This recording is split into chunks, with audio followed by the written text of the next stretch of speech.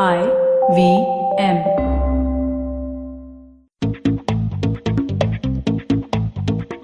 Advertising is dead. Or is it not? I know you were expecting Varun's voice, but since it's the 25th episode of the show, we decided to change things up a little bit. So welcome to Advertising is Dead. I'm Kavita, co-founder at IVM Podcasts. I'll be your host for this episode, and we'll be putting Varun on the hot seat by asking him all the questions from our listeners and the awesome guests we've had on the podcast so far. The show obviously has been a glorious ride featuring some of the brightest minds in the media and advertising space. Content creation, live events, and advertising are ever-evolving mediums. And we've had key players from these industries share insights into what's really happening behind the scenes. Before we get into the episode, welcome to your own show, Varun, co-founder and content 25. chief at The Glitch. I'm 1/14th Cyrus in chest size as well as in number of episodes. Chest size, I get. Chest size. We'll get there, Varun. Yes. You know, the 350 Just, landmark that I Cyrus just need is. 20 more years of bench press. That is true, actually. We'll go into a short break and we'll be right back with Varun on the hot seat. How does one separate news from opinion? I'm Mahrukh Inayat, a news junkie, but not a big fan of debates. I love facts, and I like to stick to them. No frills, just pure analysis. This election season, is Balakot a game changer for 2019?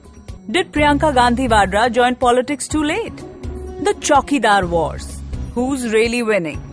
I will cut the clutter and analyze the stories that matter to you. You can listen to the show on the IVM Podcasts app or wherever you get your podcasts. So welcome to Advertising is Dead, Varun Duggirala. How does it feel? With This this is a very big weird thing. 25 Generally, I always want to episode. set context. This is now I'm trying to figure what is the context. So I also don't know anything that I'm going to be asked on this. That's Which great. is good actually. Which is exactly what... Yeah, I think No, we one second. thought- I tell the guests what I might ask them. I do that. Here I have no context. But that's good, no? I mean, it's a fresh take on what we think, especially also answering these questions, right? Yeah. I mean, it's important that, obviously that you, for someone like you who's been in the space for as long, we thought that actually it'll be fun to put you on the hot seat and get you to answer some questions. So Varun, tell us, how is it being a podcast host? See, first of all, I was told when I'm on a mic, I sound like someone from the Caribbean. Okay, I don't know if that is ever a compliment or Caribbean. not. This is before this whole podcast thing happened. I was told that I sound like one random... No, wait, Caribbean is a friend of mine. I sound like a mumbling Caribbean person, which was what I said. I didn't think that was a compliment. Or maybe I'm remembering this wrong. But yeah, so honestly, I didn't really think this would be a thing I would ever do. I've generally always been worked in the visual space, so audio was always just music, and you know this, that one of my first apprehensions was I don't even understand what happens in the podcasting space. Right. But I think I'll personally become a convert because I listen to more podcasts than I do watch shows now. But isn't it refreshing? I think there's It's just so much. liberating. It is liberating. There's no you don't have to worry about setup in the sense of Yes. you don't need to really go and you don't need carpenters, you don't need You don't need Tarafa you don't need guys. Tarafa, you don't need any of those things. It's content which is just it's a lot more pure, I feel, in many ways. I think, even in deeper into our pitches as well, true to integrity medium, I think it keeps conversations simple as long as we're taking good conversations out to listeners and just people out there. I think we the have... rawness helps. I think the rawness of it really helps Absolutely. make it nice. One of the reasons why, we've also we don't, this, we kind of keep conversations as is, right? Yeah. We're pretty much just editing for hygiene, but, but I'm glad that, we've managed. I also must tell everybody, and this is something that, I believe in collaborations. I believe in meeting the right people and sharing energies and synergies, with putting out a certain thought. I think the joy of working with someone like Varun has been, right from point A, right? I think my quickest collaborative experience with on a show on a possible host, I think it wasn't difficult to convince him to try something new. He also got where I was coming from, in general, which is helps. great, It's right? just- And sometimes see, you need to channelize enthusiasm. I'm a big believer of that, and I think it's very important. Over enthusiasm is a problem. Is also a problem. I Yeah. get, and I'm usually looking at most people as too much energy, not required. But thank you for making this No, experience thank you for letting me do awesome. this. It's so much fun. It is, right? I'm glad that, at least if nothing, you're being able to understand yourself better and your voice. It's also helped me look at one angle, right, which is interesting, is that, I've always worked with, let's say, content creators, and I think 9 years of being in the agency space also takes you out of the mind of actual creation, right? It's actually changed my process in how I even do my general day job. That is amazing. Because it kind of makes me look at the context of things a lot better. Because here, when you're putting something out, and I know I don't know. I should actually ask everybody else. Am I the only person who's as anal about how the title of the episode is? No. Or how the creative looks?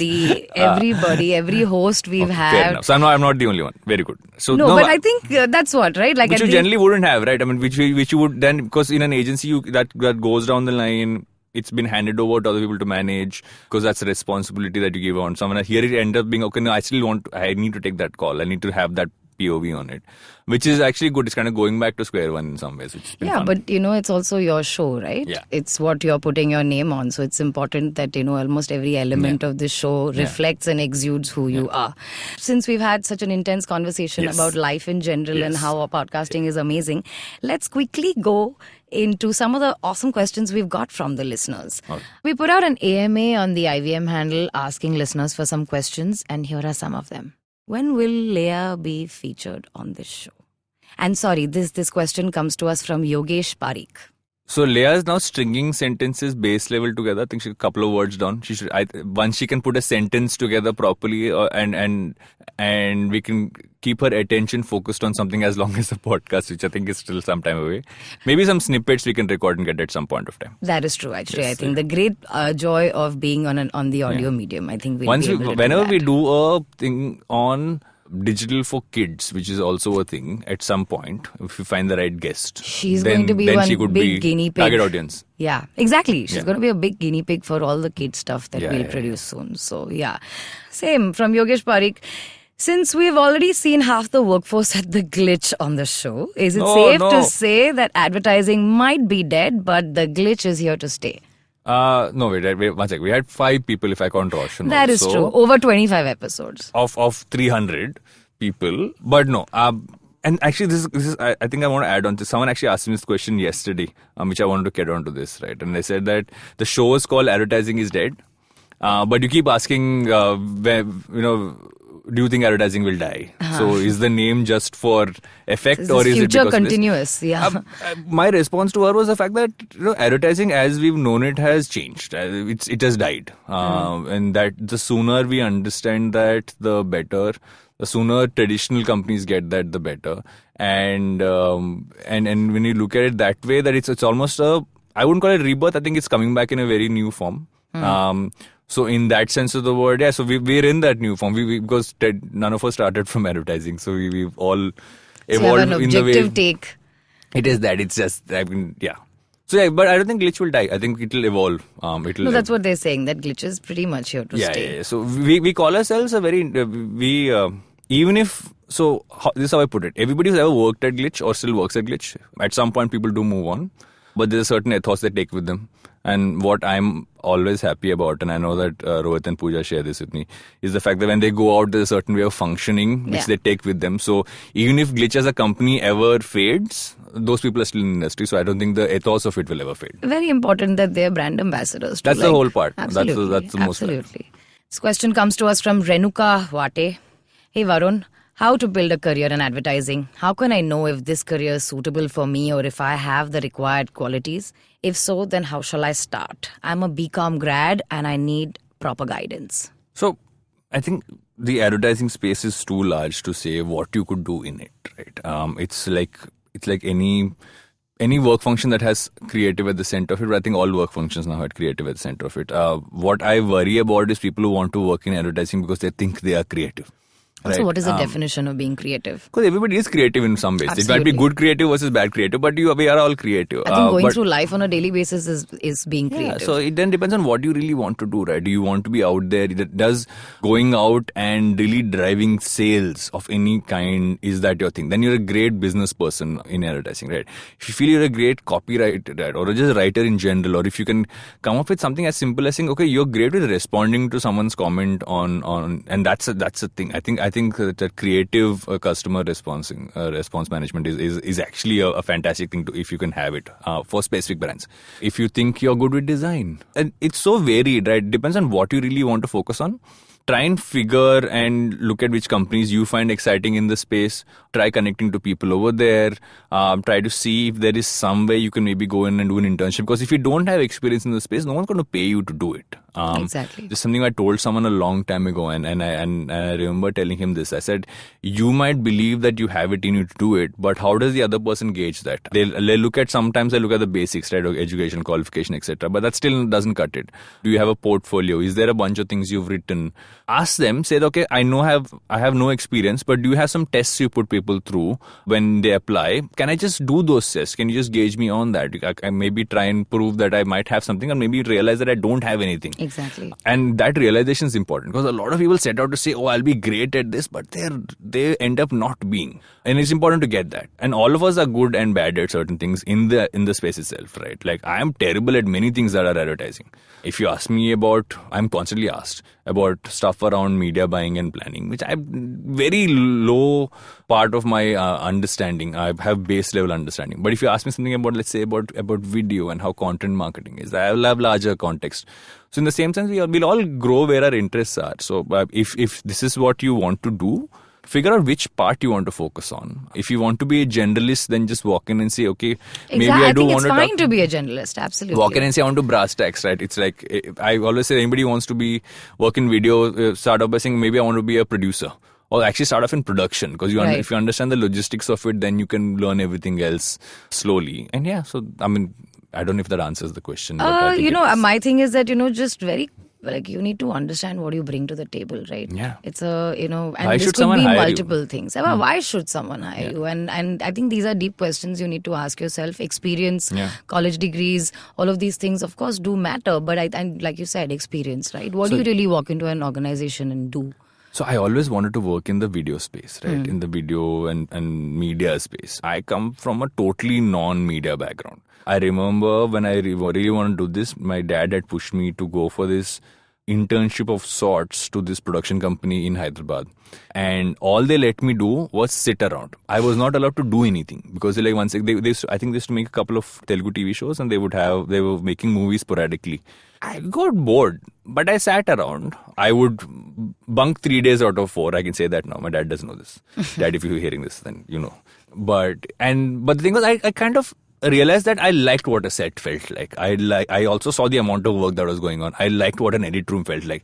I actually fell in love with the edit room more than anything else at that point of time. And then I kind of knew this is what I wanted to do, right? I kind of knew, okay, this is the space in which I enjoy, because the environment's very different from what you expected. You expect things to be a lot more glamorous, but this is a lot more behind the scenes is dirt not and dust than you will ever expect in life, right? I mean, so I think that's important. The fact that I actually sat through a month of just sitting taught me as much about what was happening in this space, and also understood the dynamics of how things work.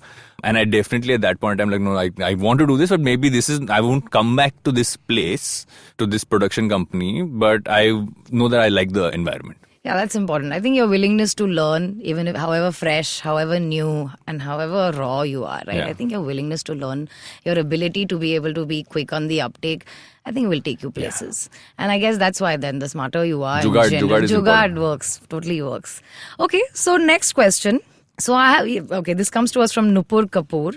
She says, I have a recommendation for you. Can you please plug in an episode on service brands in advertising? Hey, wait, she messaged me also. Oh, okay. How advertising helps service brands, that's telecom, airlines, banks, etc. To my mind, such brands are always a recipient of brand rant.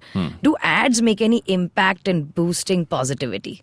So I always believe there are two sides to this, right? We do a lot of response management. We have in the past, I will not name the telecom company, but we've actually even created response management, like almost response apps when Facebook apps are a thing for one of the telecom brands. There are two parts. One is that the brand itself needs to focus on making sure that their product gets better and better. Secondly, it's about how you respond that's important. I'll give you an example. I feel that, for instance, I think Vodafone has a phenomenal response thing, especially on Twitter. Right? I've always felt when I call the call center, my response, the solution comes to me much later than if I tweet to them. I actually get a call back and stuff happens. Right? It's always happened. I've always find that. So I think I'm a loyalist in some ways, even though I switched in between once to Vodafone, because I feel that that's what they gave me. It's about how you respond. Are you giving them? Does it actually feel like you want to help? Are you responding with the right thing? And it's not just a script, right? It's not like when these are 10 questions you might get asked. Some bot answering some basic but the questions. bot thing is simple, right? Or even you have like a human bot, unfortunately. There are also those you can get a BPO in, and what they will do is that, for instance, if you have like, these are the kind of questions you might get asked. So these are the standard responses. If you aren't those, then you refer to someone who actually does that, which is fair, because sometimes standard responses will be many. Like how much, if it's a product thing, right? How much will it cost? How much does this cost? Where can I buy it? When is this becoming available? And so on and so forth, which are very standardized ones, very straightforward to answer. But I think customer response from when someone actually has a problem, I think that's where, if the answer or the response isn't empathetic, then that goes sideways for brands. I think that's really important. I actually learned that because I worked in a call center. Hey, even my first job. Your first job? Yeah, I worked at a payment Cancellations service. department for AOL. Cancellations department For AOL. I learned more about America and different kinds of people in America than I ever could. So what, like incoming calls were about like cancelling? Basically, people want to cancel their subscription, Well and done. I would So have those to are not convince the them to stay. happiest people. Never. Oh, some deep selling then. Deep selling ad. Okay, so the next question is from Pooja Shah. She asks, how important is it to have global exposure of the digital media landscape for career growth? It seems that people prefer to move out of India thinking other countries have better digital growth. But is that really true? I'm currently based in Melbourne, listening to all the great shows IVM has to offer. 1 in 4 Australians listens to a podcast at least once a week. Though this would be different in India, but it doesn't make India any lesser advanced in media. I'd definitely like to know Varun's perspective on this. From the media perspective, honestly, there is only one divide. There is China and there is the rest of the world. Because China functions very differently in terms of how even their social networks work. Right, none of our mainstream ones are large scale. There, look at how a WeChat and everybody else works. That's that. So I would keep China and the rest of the world separate. The only difference otherwise between, let's say, an us and a Middle East or an Australia and America is the adoption rate. Is that how far have people progressed in consuming certain kind of things? The access is there, and it will grow, but I don't think there is any difference. If I had to nitpick, I would say, no, it's not nitpicking. It's like India actually adopted the mobile side of things faster than anybody else, because we skipped the laptop part of thing. Even in terms, like, we never had people could actually subscribe to a show on TV. I don't think in India we ever had that. Subscribe to a particular show only, not a channel. Yeah.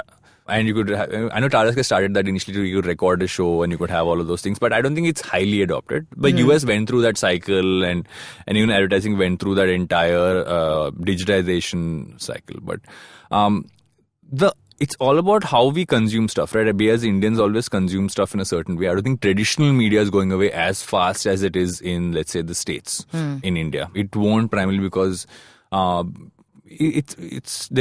penetration of digital is still not as far as we think it is. And when I say penetration, it's not just getting broadband, it's about what we use it for, what we consume on it. We consume way too much content on WhatsApp, which is a bad thing as well, because you don't know what's true and what's not. That is true. And so, that's really the difference. I don't think I would never agree we're not evolved enough. We have all the setup for it. Yeah, which is what he's suggesting. We just consume stuff differently. No, which is what he's saying. He thinks that India has got like an A game, pretty much. I think, of course, growth rates across, multiple things kind of defines that. There is no reason why the largest media you always have these. I have this thing, right, and we discuss this a lot about how how all these companies have global HQs.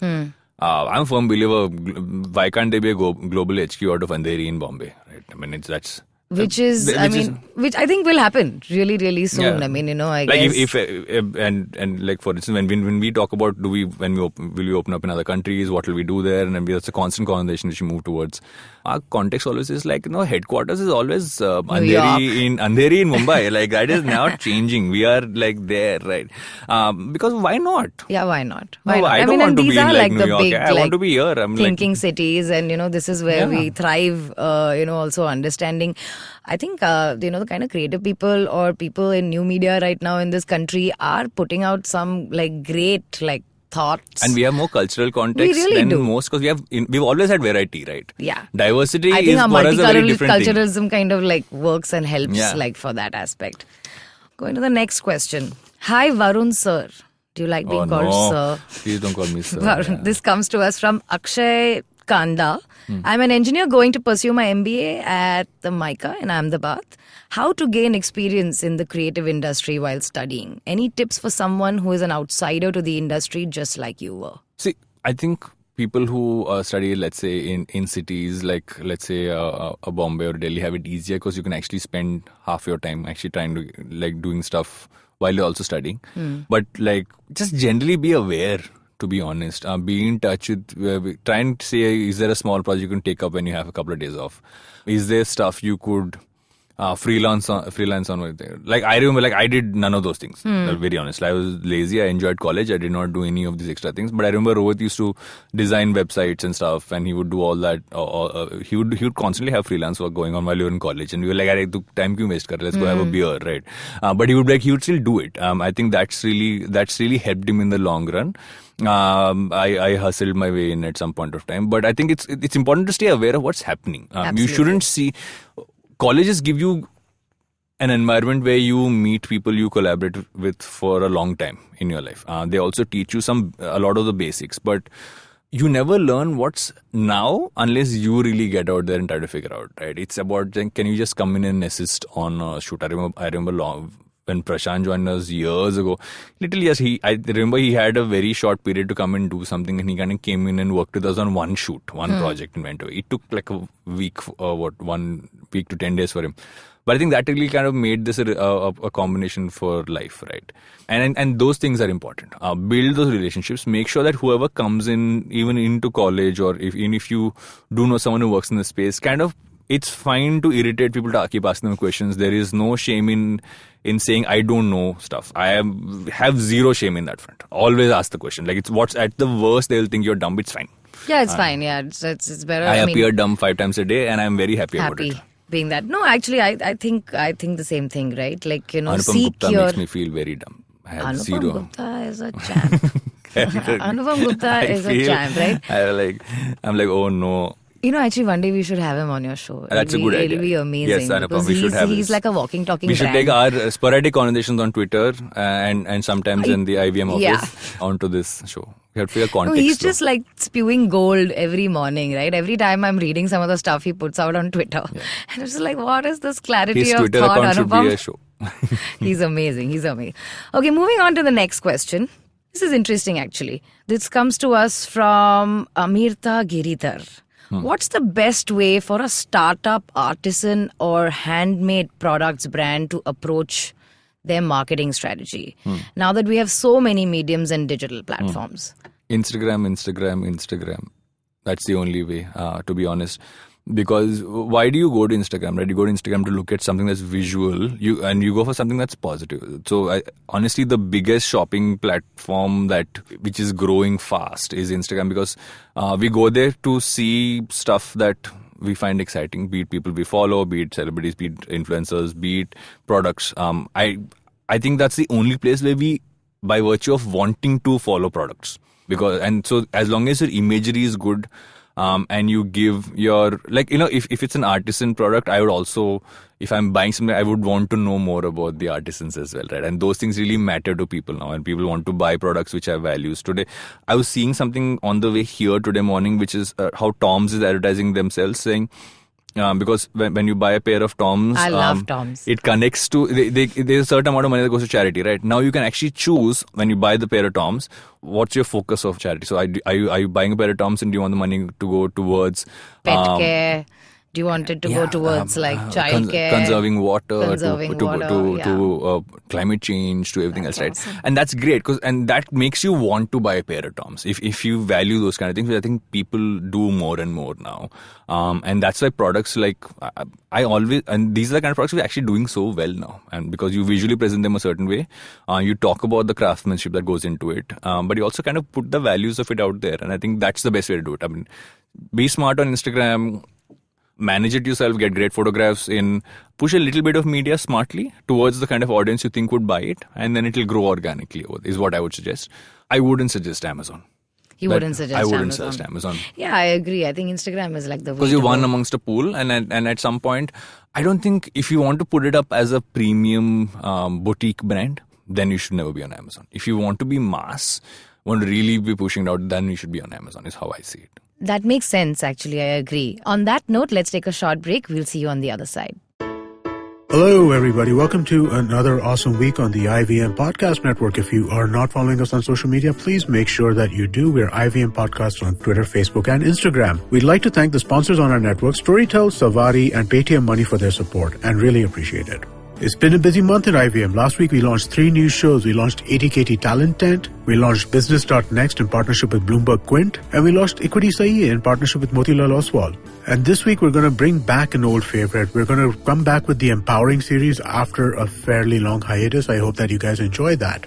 Life coach Zarina Poonawala is joined by our co-founder Kavita Rajwade to discuss how you can put your game face on at your workplace. On the Scene and the Unseen, Amit Verma is in conversation with American philosopher and political scientist Jason Brennan. They discuss the ethics of government and voting, democratic theory, and the foundations of modern commercial society. On Advertising is Dead, we're celebrating the 25th episode with an AMA special. Varun is on the hot seat answering questions from our listeners and the guests who've been on the podcast so far. Dating is Garbage recorded its last episode of the season, in which our hosts Janam, Surbi, and Abbas look back at their favorite moments from the show. On our Parsi food show, Not Just Dansak, Parzen talks to Cyrus Dotiwala, the owner of Dotiwala Bakery in Surat, about the invention of batasas and the Parsi sweet tooth. On Football Twaddle, the season has come to an end, and the boys are geared up to share with you the final results of the English Premier League. On Business.Next, host Govindraj Athiraj talks to Kevin Freeberg, founder of San Diego Consulting Group, about the key success factors that can be emulated by competitors and other industries. On Shunya One, Shiladitya and I are joined by the General Manager Asia of Point, Pratyush Prasanna. We talk about the importance of smart terminals in the market and more. On Equity Sahiye, brought to you by Motilal Oswal, Shrey Lunkar, Senior Vice President and Fund Manager PMS, talks to host Anupam Gupta about the evolution and potential of the Indian banking sector. And with that, let's move on with your shows. Welcome back. You're tuned in to Advertising is Dead with Varun Duggirala, and we're speaking to him on the 25th episode of this awesome show. So we've got some very, very interesting questions from some of the awesome guests we've had on the show. I've specifically told them, and I'm going to call this out, that people should not send me the questions. So I wanted to be surprised. So you will be very surprised. We've got some fun stuff. I think question 1 comes to us from Let's Set It like straight.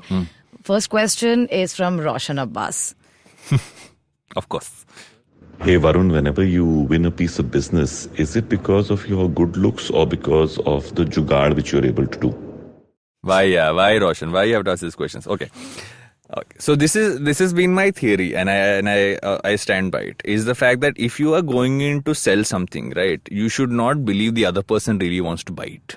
Which means then you go in and say, boss, they don't want to buy it also. They know you're coming to sell also. Which means that at some point you need to use all the, the tools that you have developed and which you have been given. Like charm. If one of the tools is the fact that you can have a conversation and you can make the other person say, okay, fine, I like this person. This person is fun, so maybe I'll listen to them a little further, then use it. There is no harm in that. As I go back to my earlier statement, there is no shame in doing any of these things. There are lines, and at the end of the day, if what you're selling isn't right, they won't buy it anyway. So yes, there is a bit of jugaad, there is a bit of using what God has given you, and there is a bit of just generally building a relationship. I think it's on relationships. You basically, when you're going to sell, you're building a relationship with the person you're selling to. or you're pitching to. And if that doesn't really work, then it anyway won't go beyond a certain point. So yes, I do mix both. It's the right combination of both. I completely agree with you. I think, it's relationship building, right? It's about whether you are a likable person or no. It's what we also look for in our podcast hosts. What I think helps me the most is I like to have conversations with people in general. I can have long conversations with anybody. So that is, I think, my core asset. I will not have a straightforward discussion. A lot of people hate this about me, who I work with, and who say that, you do too much build up, you do too much digression. But I think I like to first set the context. And easiness of a room. Also gauge like the energy, right? Yeah. And if the energy is off, then bring it back. Bring it back. Yeah. It's very important. Yeah. I've suffered this, right? Yeah. All my above the line media jobs. My God, I would just deal with one of those things where I'm like, every time I'm calling a client, they are probably seeing my name on their phone and thinking, oh God, Kavita's calling me. And sometimes if it's not working, you know it. Yeah, of course. I actually learned that in the call center.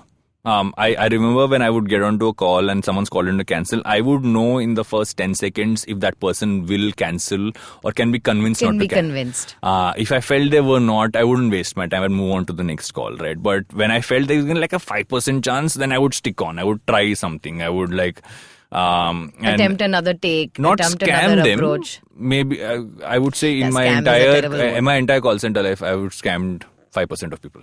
95% I was true to it. But yeah. I also think like people invest in people, right? Yeah, and that's very important. And if it's a combination of charm and good looks and just also knowing your stuff really well, you're going and presentation is important because when you walk into a room, there's something actually Pooja has always said, and I remember that she tells this to the entire team, that when you walk into a room or walk into a client's office, the first thing they say is you. Yes. So how you present yourself, even. And it's not about how you look, it's about how you actually make yourself look. That's really important. That builds perception from point one. And then it's about how you speak, and then it's how you present. And then it's actually the idea, because by the time you get to that, all these things are stuff you cross. Absolutely. So the next question is from Pooja Johri. Pooja Johri is also CEO at The Glitch. For the uninitiated, she's also Varun's wife. And here's her question. I know the answer to this, but for Varun's listeners, I want him to describe what his most productive day looks like. My most productive day happens in the morning, and pardon me to anybody who finds this weird, is I need to have a very good unloading in the morning. I'm terming it as properly as I can. If you don't unload well in the morning, then you're having a terrible day. That is the most important part. Have that good cup of coffee, start off well. If you have the tendency, which I do, to take the coffee cup with you into the place of unloading, then you take it there as well. But that's important. Because then you sign, then your day goes well, and then the day is productive. My most productive days are actually Mondays. I love Mondays. I like to walk into work. I like to be on it. I hate being slotted with too many calendar slots. I actually try to go in and out. I am the person who interrupts meetings. I will do all of those to have a chat. But the more people I talk to, the more I hate just having to sit on my desk and do stuff by myself. I can't sit in a place. That is I am constantly walking around. Yeah. And also because my mind is ticking while I'm walking around, because I'm just taking in so many influences within the office, whether I'm outside meeting clients or whatever. But I think, actually. Surprising, I would say unstructured randomness, which deals productivity, and proper unloading in the morning. I think I'm a morning person too. I think if you can wake up and set yourself up for the first 2 hours, you've seized the day. Also, I like Mondays too. Yeah. I'm very happy on a Sunday night. I'm like, Monday trashing. I'm just like, it's the first day of the week. It's amazing. There's just so many things to do and so many things to kind of like set up for the rest of the week. And it's amazing. But I think we're only the two happy bunnies about being... People hate me. People hate Mondays. I know if Pooja's asked this question, she hates the fact that I'm so chirpy on a Sunday evening saying, yay, Monday's coming. No, but I have been in organizations where I would die of depression on a Sunday evening. Which is also something I remember listening to Pooja's episode and and she made this one comment about how... happiness leads to productivity, right? Yeah. Happy people are productive people. Yeah. And I completely believe that. Yeah. If you're not, keeping your tummy calm, which leads to eventual happiness, if you're not doing that, then you're not going to be productive. You're not going to come to office every day and say, hey, what are the 5 new things I can do today. Yeah. And if you attempt 5, you're probably going to fall at 3. But you're still going to take away 3 new things. And I learn something every day, man. You know, the IVM podcast team is really, really young. It gives me a deep insight into like who these people are. They're also such a huge part of who we target, right, as a business. Yeah. And so it's very interesting to see how they go through their days and, you know, where are their energies parked. And it's quite interesting. But yeah, I also totally believe in the whole also happiness. One thing which I do, which I think is unproductive for other people, is I never like to see something as being fully set. So I have what Javed from our office calls ki, I like to do a lot of ongli. In the sense that I will look at something and say, maybe you can change something in it. And then I will spend some time trying to figure what needs to be changed in it. And even if something is fully set, I will still say maybe something can change, right? So if I have the opportunity to do that, I'm happiest, my best day ever. I think it's a thing of like luxury, right? Because usually we're running against time, and half the time I'm just like this paralysis by analysis concept, right? Yeah. You can just go on changing and changing and changing and never get anywhere. So I don't know, at least like, you know, being at IVM, we've had to be really quick on our feet. Yeah. Quick decision making. But yeah, that's actually digressing from the whole productivity and download element of having a good day. Next question is from another host on the network, Karthik Nagarajan, host of the Filter Coffee podcast. Do you listen to his show? Yes, I do. You do? Sporadically. But I do. Okay. As consistently as I can, I do. You know that show is made by South Indians for South Indians. Yes. It's called the Filter Coffee There are, podcast, I think, of 3 course. non-South Indians, I think, that featured on his show. I think his show's done like an 18-episode round. But I think there are 3 non-South But I'm Indians. not surprised. It's That is a true. Filter Coffee podcast, of course. You need to have that sense of understanding of what a filter I didn't coffee know that is. it was so inclusive, this kapi culture. Yeah, it is hardcore. I'm an espresso drinker, so You've moved away I and moved you've away left from the your motherland, brethren yeah. behind. So, okay, let's listen to what Karthik has to ask you. Hey Varun, I have 2 questions for you. The first one is, have you ever had a moment in the show where the guest didn't really get the memo and he's saying something to the effect of advertising is well and truly alive? I've had guests who haven't got the memo, yes. But it's about, which is why I think always before any recording, I always have a pre-chat. I do that 15-20 minutes of time pass while everyone in the studio is waiting saying, why are you not inside recording? I'm doing context setting. I want to understand what they might want to focus on, what they feel about certain things. So I know what not to ask as well. I've had guests who have said things which they should not have said. And I will not say who those people are, but I've actually after that said, do you really want this on a public domain? And I've actually ended up saying maybe we should not have this on a public domain because it's, at some point it's also about you have to safeguard your guests. Absolutely. And you have to ensure that what they're saying. And we are not Republic TV, so we're fine. Everything doesn't have to be out there. Yeah, it's not like, wow, scoop. This is amazing. This is she scoop. just basically said something we should but not I think be it's capturing. An off thing is I think what's happening is sometimes I've had a couple. I think I'm thinking about context, right? I didn't think, for instance, that when I did the law episode, I didn't think it would be as much fun as it would be. I thought it would be a lot more technical. Khimani episode. I thought it would be a lot more technical, but ended up being a lot of fun. So that's a good off script. I think it went into the right zone. It gave enough context. A lot of people have loved it, and that was interesting. I remember when me and Karthik did the year-ender special. I think and you know this, we were still trying to figure out what we were going to do on the episode till 5 minutes before we started recording. That's true. So I think that entire episode was off script because we didn't know what the script was, which is perfect. But the fact that you guys know each other so well also kind of that really helped in that comes sense. out well. Yeah. The most off script was actually me when we did our pilot recording. That was amazing. Which is the worst podcast host. One day we should just put that out as like an Easter egg. Like one I was day. like panel. I was moderating a panel saying, okay, now I have a question for you. Okay, now I have a question for you. And I was never giving any point of view myself, which I think was that comes in hindsight. Eventually. Now that you that was the most off script. That was off script, yes. Karthik has sent us 2 questions. Oh, very good. It sounds like very good. I want to hear the second one. We have another question from him, which is... And my second question is more from one host to another. How do you deal with guests who are awesome, but would just never finish a sentence? No, I think if guests are awesome, I'm okay with them not finishing a sentence. I actually try to finish the sentence for them, which makes it more fun for me also, right? So have you been on Cyrus? He'll never let you finish So anything. no. Cyrus is a different thing, and I've said this. The best way to be a guest on Cyrus's show is to try to make him not finish a sentence. That's That is a the challenge. best kind of guest you can be on Cyrus. Because then if you don't let him finish a sentence, then he will try to do the same thing to you, and it's a lot of fun. You need to enjoy that tug of war.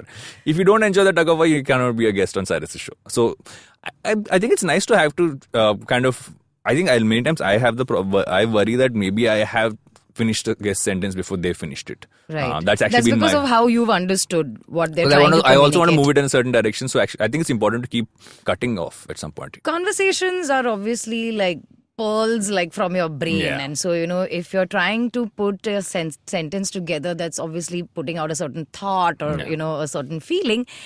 The good thing is that this medium allows you to think while you're talking, right? So I guess if you've probably like ended a sentence midway, then it's probably because the thought has trailed off. Yeah. You've got like maybe you want to make 5 points in like one tight but like off sentence. Is fine, yeah. It's like it's not a thing. I mean, I if agree. people get it, they'll get it. It's fine. Exactly. When you have a chat, it's not like all of us finish our sentence and then the other person then responds, right? Yeah, it's a you're normal pretty much conversation, it's fine. talking over one another. But no, that's also how we figure podcast hosts, right? I mean, at the same time, you're not probably going to be like the best public speaker, but that's okay, I guess. Once you come here and you get your jam going, you're fine. Let's take our next question from Sunetro Lahiri.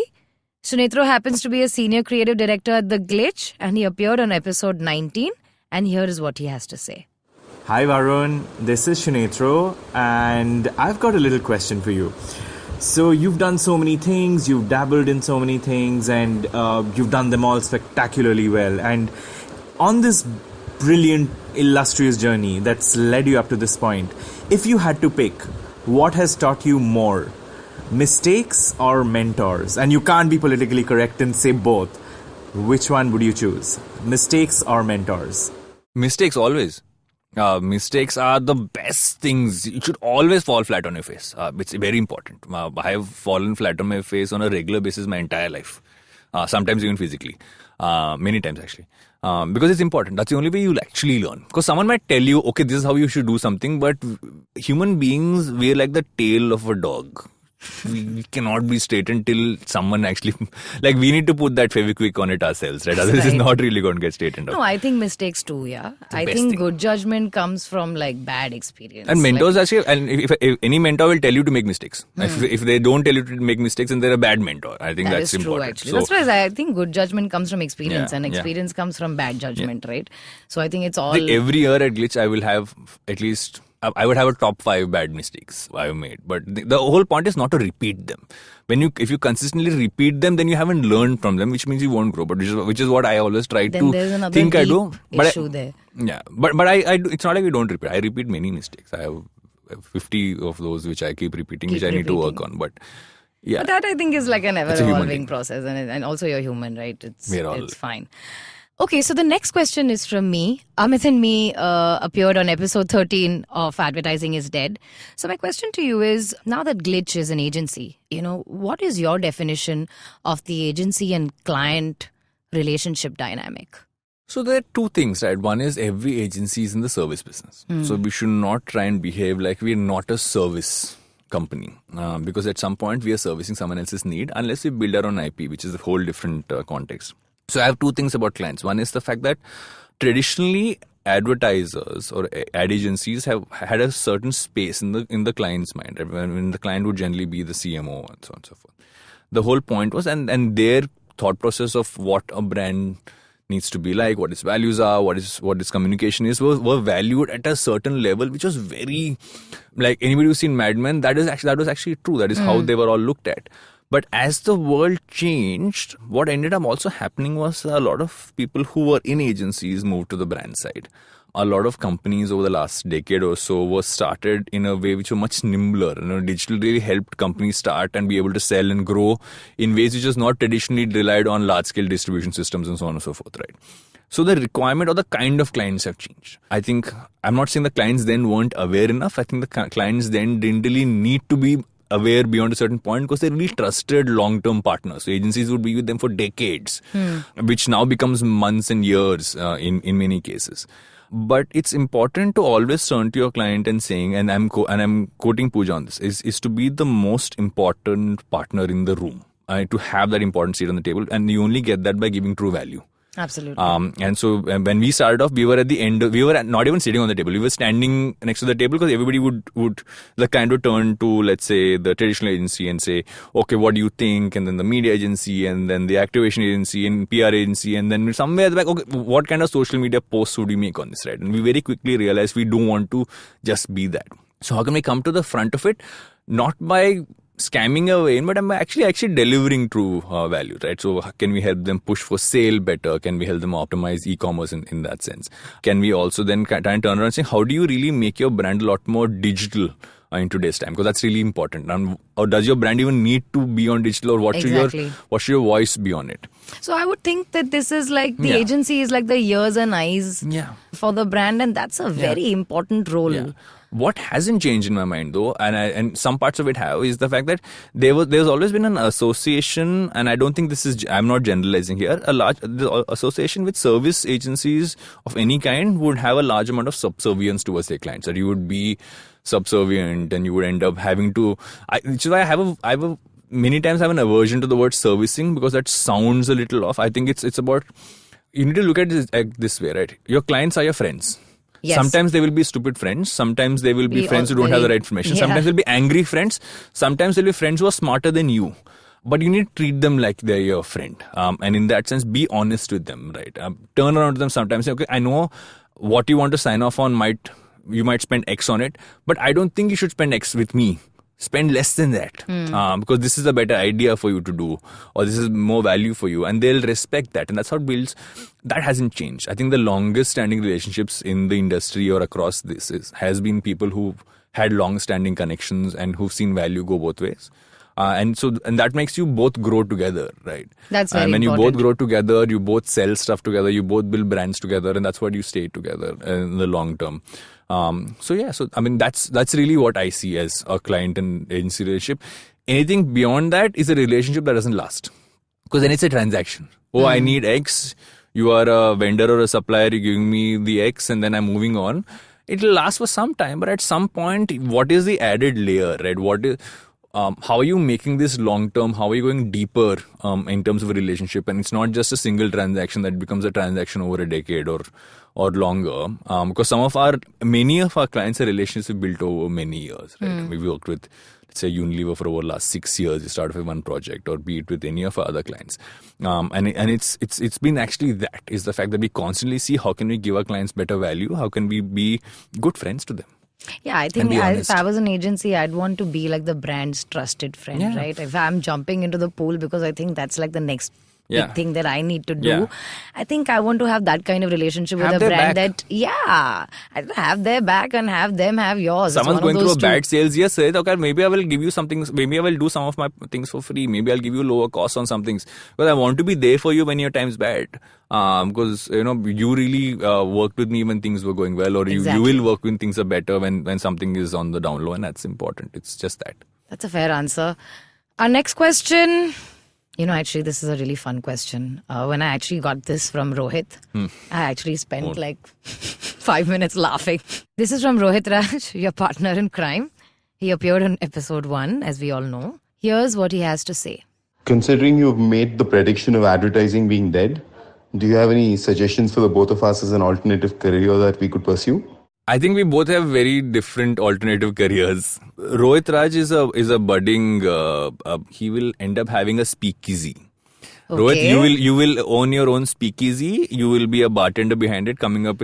This man can. He's a Negroni guy. He can pull together a very intricate cocktail at 1 a.m. High five. I want to be his friend. Yes. Everybody should be. That part of it is he will come in and pull things together.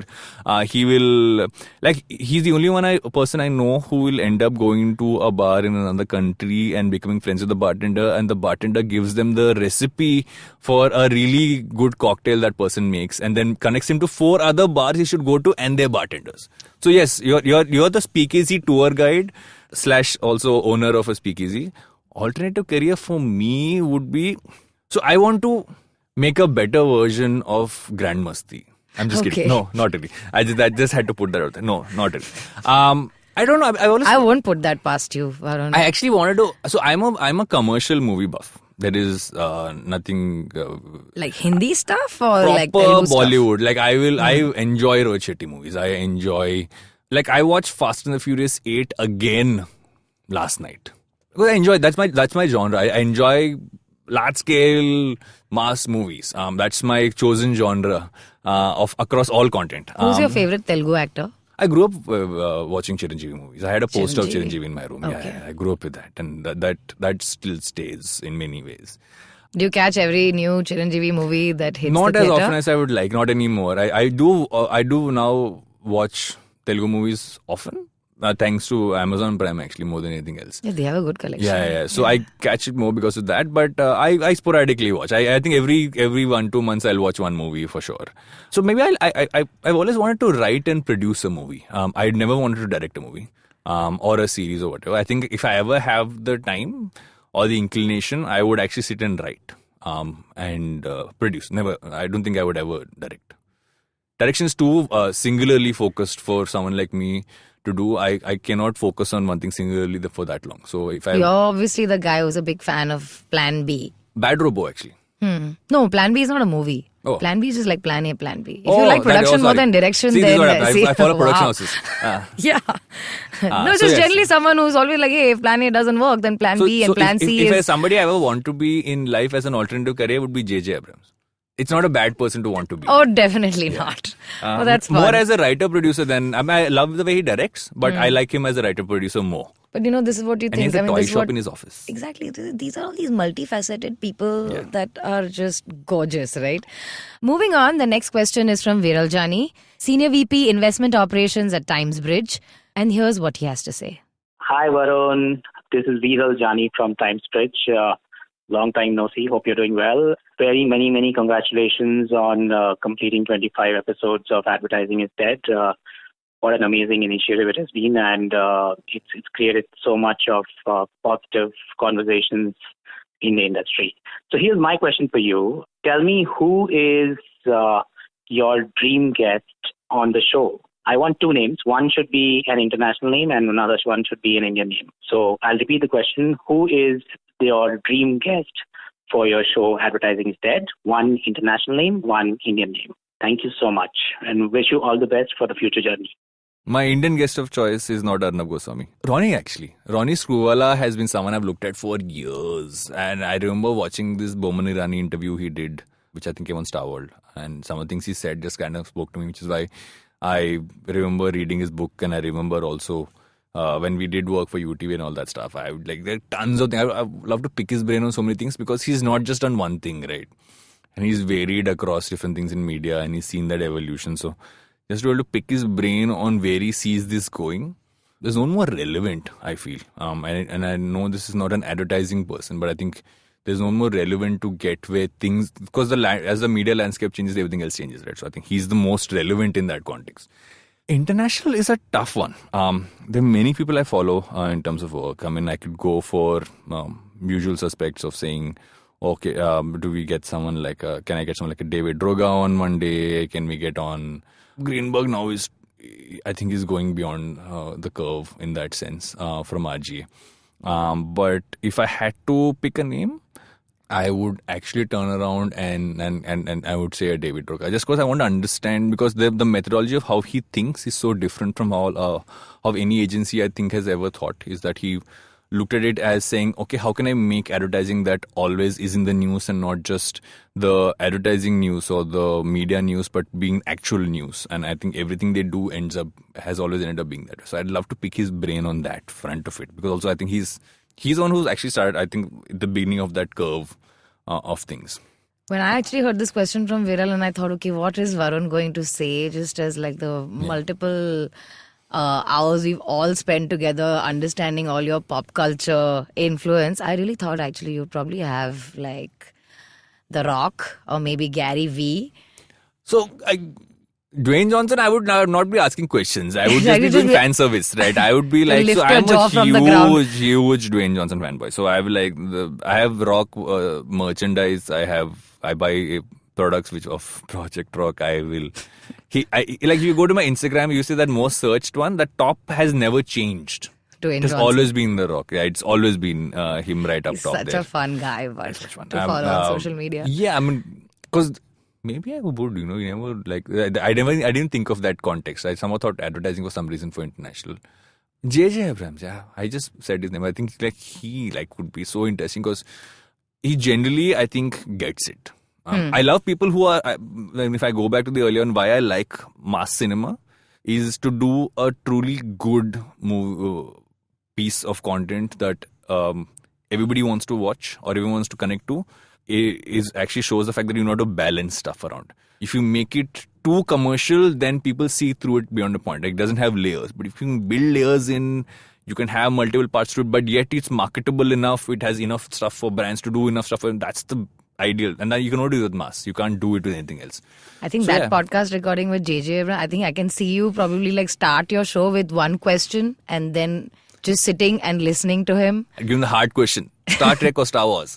Yeah, right? Or like tell us what it is like to be JJ. So, actually, have you tuned into the Ronnie Screwvala podcast? I have. I have both the audiobook and the questions as well.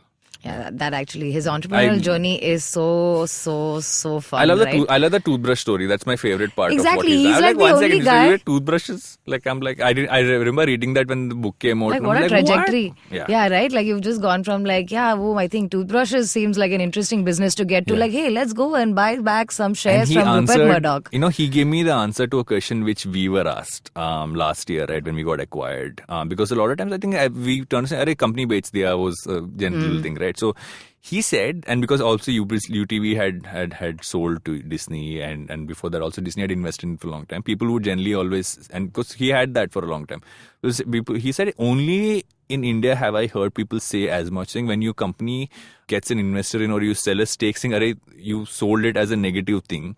If you want to sell out is if you want to consistently scale, you want to consistently grow, you need to do these things, and that's the only way you can grow larger and better and bigger. And you working towards something that is much bigger, and you can. And many times you can't do it alone. Nothing you can do alone. Absolutely. You just find the right partners and keep scaling. I think that's I remember he said that on the Bowman interview, and it stuck with me for years because that's scale versus control. Scale any day. But yeah, Ronnie is a champ. Guys, if you haven't tuned into the Ronnie Screwvala podcast, subtle plug, please.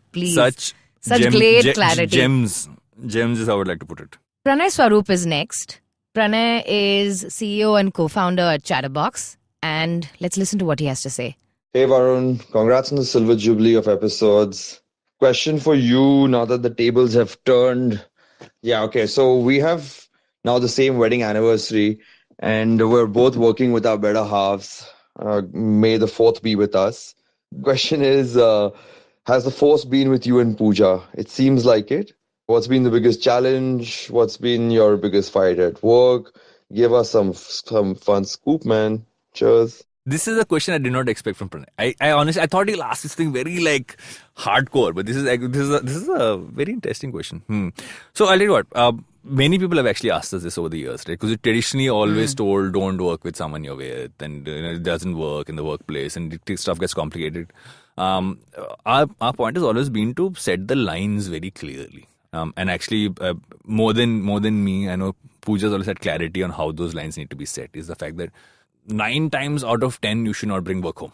Keep work and home separate in terms of just conversation, right? Because if you make it all work, then you're only talking about work 24 hours a day, which is what someone like me will very easily do. So that line is very important. Also, it's about how your work, you need to set that work dynamic right. What helps me and Pooja is also that what we do is multiple sides of the business.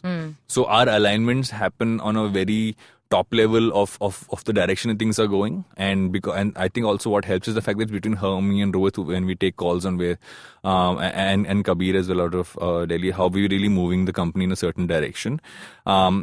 That really helps in that alignment of things. But you need to be clear. At some point, don't bring work home. Don't bring home to work. Oh, totally.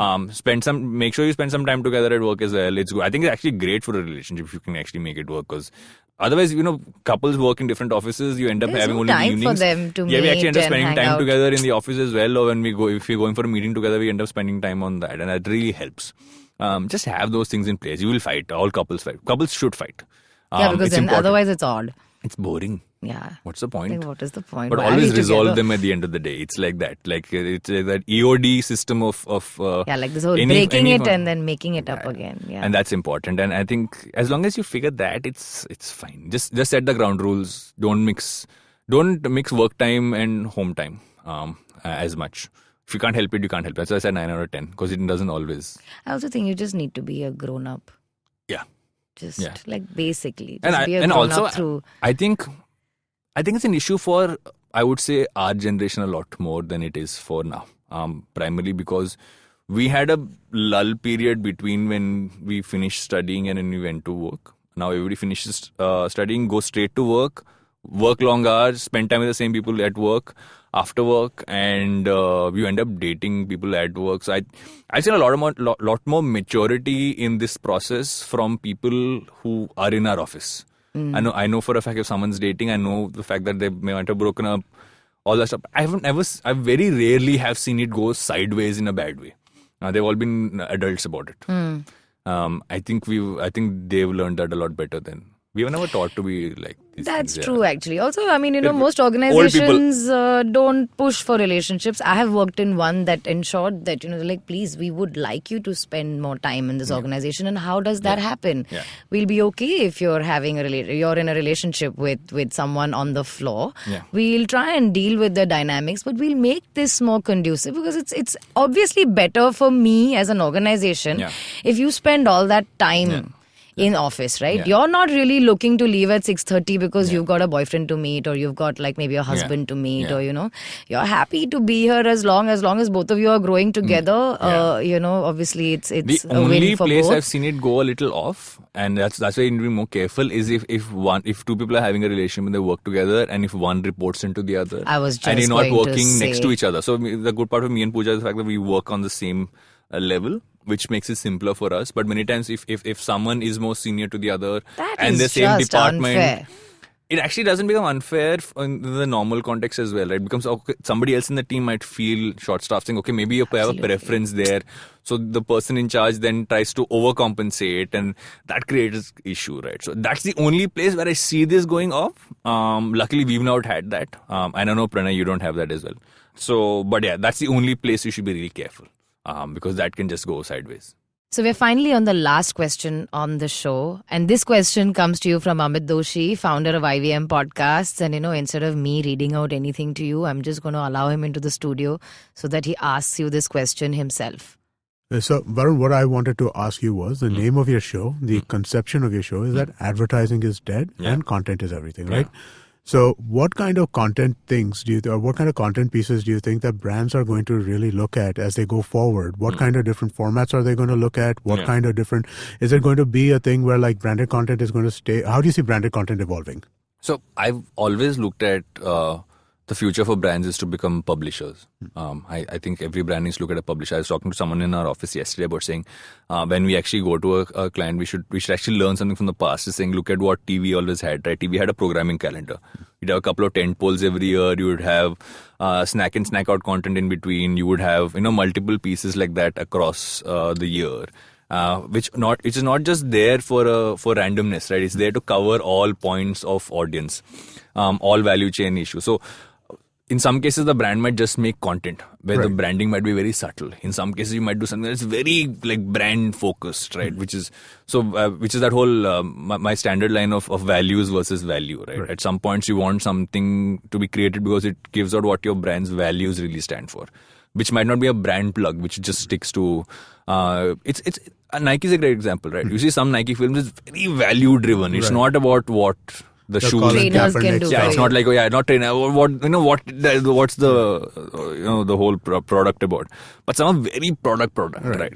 And that's really the mix. I think brands are learning that. They're learning the fact that long-term engagement, while the agency AOR is an issue, which many brands are addressing, saying, okay, do we want long-standing relationships with agencies in the long term? what they're actually asking is saying, do I need to have a content agency or a production company almost on a retainer on a long term, because can we consistently create stuff? We actually do that for some brands in small ways and slowly growing them, and we've realized that's actually a great model. I think so, because I think that because you're in the creation process together, right? You actually, and you're working. If you're working with them in the long run, you understand the brand in ways which become a little difficult. Where the typical thing has been to kind of get a production company in for a specific project, right? But if you're working with them for the long run, then you understand what that brand wants. Like branded is not a bad word. That's what will happen in the future. I feel like say branded content. Oh, okay. Like you always heard that. Who one are these snarky. people with these reactions? Content creators actually have the worst reactions to branded content, because if they worry, and I think validly so, they worry that their content will get bastardized, which is very true. You have to. Where does a piece of content become an ad? Is the worry, which I think is very valid. It's about finding that balance. Sometimes the point is that it should not be so subtle also that nobody notices the brand. Correct. Then they put in money and it's gone down the drain, right? So it's that balance which is actually the trick. Most times you don't get it, sometimes you get it. And I think it's getting better because brands are realizing that it doesn't have to be brand upfront always. It just needs that value-driven thing. I think also right now with a lot more focus on general, like having a point of view on stuff that's affecting us as a world and socially as well. That's actually making brands actually take those stands and do content like that. That's really the future. I see that really being the future of content, because anyway we're a content max world. We're only getting more content max. I think also brands are more open to trying newer formats. Right. Like I've heard brands talk about okay, what is a scene with podcasts with me a lot more than I have heard ever in the last 6 to 8 months. Right. Also, I'm guessing because they kind of feel that I have more understanding. But yeah, so that's actually been interesting, because they're trying to figure out what they could do, but they also but this is that early dabbling phase of trying to figure what the scene is like. It's that's about encouraging. That's nice. Because some people it's also, I think, and validly so, they're also worried about, okay, let somebody else take the first step and then we'll figure out what to do. And in some cases they're trying to do some stuff themselves and this and that, and it feels like the initial days of when digital content was a thing, right? Like, and we used to always say a video is a video, and it's not digital or if it's mainline, but here it's about saying a piece of content is a piece of content, right? And it has its own value chain and own value which you can give out, and so I think that's encouraging. So you think that they're going to start looking at all these different kinds of formats, because each of them have advantages and disadvantages? Yeah, what's your programming calendar for the year? If you can have a marketing calendar for the year, why can't you have a programming calendar as a brand? I think that's really the future. So if someone is a person who can drive that programming, that's really the career for the future. Interesting. Yeah, okay, that's a good way to... So we've had one fun section on the show, Humans of Advertising. It was a random idea that we just thought, hey, let there be one rapid fire element to this show. First question. What can you whip up in an instant? Please say that you've changed that from coffee. I actually make really nice scrambled eggs. Lots of butter. Very nice. I make it a bunch of times a day, and not just me. Leia eats it, Pooja eats it. Everyone loves it. Lulu, one of our Shih Tzus, loves it. So yes, lots of good butter and eggs. I actually learned it off a Gordon Ramsay masterclass on how to make a good scrambled egg. When he's teaching how to make scrambled eggs, you learn that. And that's where I learned. I agree. That is mine. Question 2. What are you reading right now? I have to start this book called Small Data, which Prashant suggested on his episode. I just downloaded this thing. I actually haven't read a book in a while. I'm reading the last edition of Fast Company. It says J.J. Abrams on the cover. Isn't you're one diehard fan? I think you just want to... It just happens to have it. It's all just kind of synced together in this episode. What are you listening to right now? I'm actually listening to this fiction podcast. One second, I got to pull this one out because I keep forgetting the name, which has Rami Malek on it. It's called Blackout. Haven't heard it. It's very interesting. Because I've heard some fiction podcasts before, and they generally use that whole format of someone actually talking about what's happened in post sense, like cop shows and stuff like that. This one's an actual story that's flowing, and they've done it so very interestingly. Sonos is a sponsor, so they watch sound and they build surround into it and stuff like that. So we just went to London, came back. So I used my the flight both ways to finish a large part of the show. Did you look for podcasts on the flight? I'd actually downloaded a bunch and gone. So I listened to an Anupam Gupta episode on the flight because I had that also on download because I at some point wanted to break from Blackout because I'd done about 4 episodes on the show, on the trot, and I said, okay, I want to break from it. So I don't know why that was a break. Anupam Gupta podcast. Let me make you financially stable. Also because Leia was on the flight with us, it helped me multitask as dad while Pooja took a break and listen to podcasts at the same time. That's actually a good way to do it. What music are you listening to? I've actually had this major throwback scenario right now, having to angsty late 90s, early 2000s rock, like bands like Hinder and Stained and Puddle of Mud. For some reason, Spotify just thrown those at me in one of my mixes, and I've been going to that a lot. Apart from that, I'm trying to get into what is my favorite form of rap. What is that? Trap. I'm trying to get into trap. I still don't get it fully, but yes. And I think trap parties will be fun parties. Yeah, trap. I'm trying to get trap. What's your favorite podcast apart from your own? On the IVM network, let me add a caveat. Yeah. So I really like the Ronnie one. I think it's generally because I love what he says in terms of just his point of view on things. I think is very, very clear. I think there's clarity there. I actually listen to a lot of Cyrus. Actually listen to only the Cock and Bull. I don't listen to his guest part. I enjoy the Cock and Bull the most. It's so much fun. That's Cyrus, right? He's got so many viewpoints on many things. Outside the network, so Pooja, my doc, Munjal Ka Padya had this show which I really listen to, and I think it's great to have perspective. It's called She Says She's Fine, and he's just generally, I've always found him to be a refreshing guy to hang out with beyond him being a doc. And so that's a show which I really like. I follow him on Instagram. He's such a fun guy. He's super sweet. They're all super sweet. And internationally, I listen to a lot of Vergecast, as well as Pivot, which is Scott Galloway and Kara Swisher talking. Pivot has come to me from, I don't know, maybe 4 or 5 people. Scott Galloway is so much fun. Actually, that's another person I'd love to have on the show. Scott Galloway is the best person internationally. Like, actually, scrap everybody else I said earlier. Scott Galloway. The only person who can rip apart anybody in advertising media tech and have a relevant point of view. And if he says something off, he will admit he said it off later also. But Scott Galloway, like, hands down, like, most fun person ever. So cool. So, you have any parting thoughts on this episode? I don't think I've said I think enough lately. I think it's been worked on. It has been improved upon. Someone messaged me saying I should not say yeah and yes in between my guests speaking as often, so I should stop interrupting them even though I'm trying to make them feel comfortable. I will try, but I don't think I will let that go. I just enjoy doing that. I like cutting them in between. It makes it feel like a regular conversation. I told you, right? When we print that advertising is dead t-shirt, I'm going to say I think in the front and have advertising is dead at the back, because I love the fact you got the pronunciation on spot. Advertising. I cannot say 24 episodes an experience of 24 episodes. But I also think it's been interesting for me to get perspectives. Like the easy way would have been to connect with people from across agencies and just keep getting them on as guests, which could have been, I feel, much simpler. It could have been very on advertising. But what's actually been refreshing for me is I actually feel like I've learned a lot over the last 24, because I've made sure that, and we've all sat on this, right? We said, let's not get people who we would normally get on stuff like this. It's not just a marketing podcast. It's about where this whole space is going. So keep getting varied guests, keep getting varied points of view. And I feel like I look at many things differently now than I did before the last 24 Because weeks. You're speaking about it. Speaking to them, I've also been thinking about it. So I like the fact that whenever I have to put out that the episode every week, I have to think about what I'm going to say for it. And that's actually helped me think about what every episode needs to be about, right? And so almost the programming hat is on in terms of what that combination. So, okay, I've had X number of people from a certain space. Maybe I need to have somebody else from another space. Or the fact that, I know that I discuss it with both of you often enough, is the fact that, okay, have we had enough women on the show?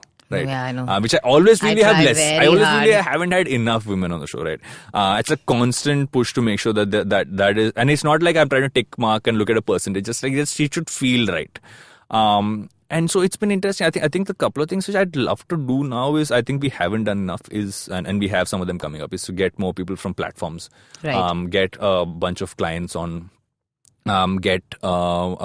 figure some interesting things we could do with people who work in agencies, right? And I think we're evolving that. Yeah, from there. I think, the ecosystem is something that needs to get tapped into. I think everyone is just always looking at like We'll an agency as like episode.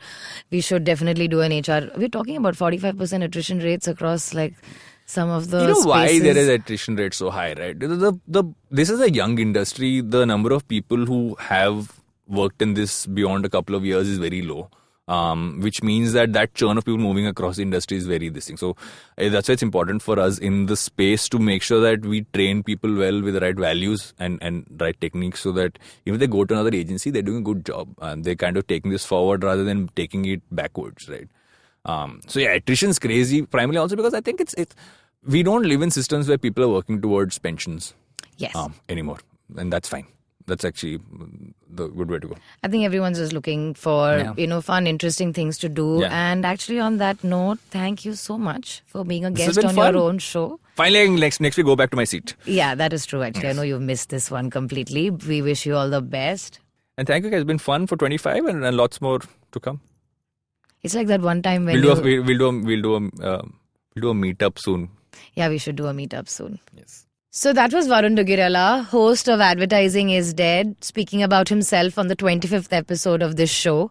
If you like this podcast, don't forget to check out other interesting podcasts on the IVM network. You can listen to us on the IVM Podcast app or ivmpodcast.com. You can also follow us on our social media. We are IVM Podcasts on Twitter and Instagram. And if you want to reach out to me, I am Kavita Rajwade on Twitter and Kavita Rajwade on Instagram. And if you have more questions for Varun, please do keep writing in.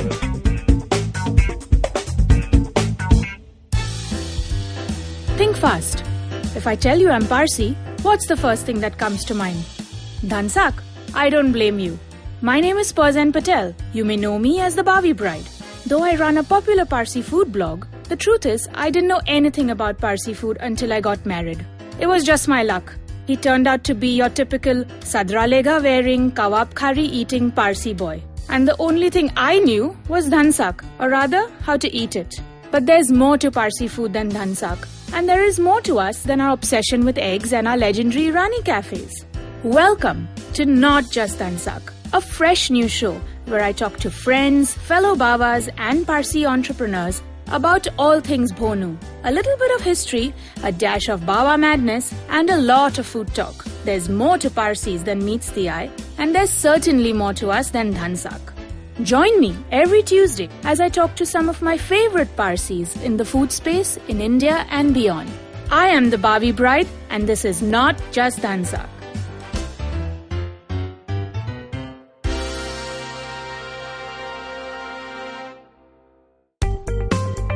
Hi, my name is Anupam Gupta. I'm B50 on Twitter. I am the host of Paisa Vaisa, the show that talks money. On my show, I speak to experts from every field of money and finance, from stock markets, equities, debt funds, credit cards, life insurance, every possible area of money and finance that you can think of. We even did an episode on cryptocurrency. I've got fantastic guests from mutual funds to personal finance experts everywhere. Robo-advisory, startups, just name it, we've got it. At Paisa Vaisa, we help you make smart decisions about money. You work hard for money. Now make your money work hard for you. New episodes out every Monday, and you can listen to my show on the IVM Podcast app or any other podcasting app that you have. Paisa Vaisa is brought to you by Paytm Money.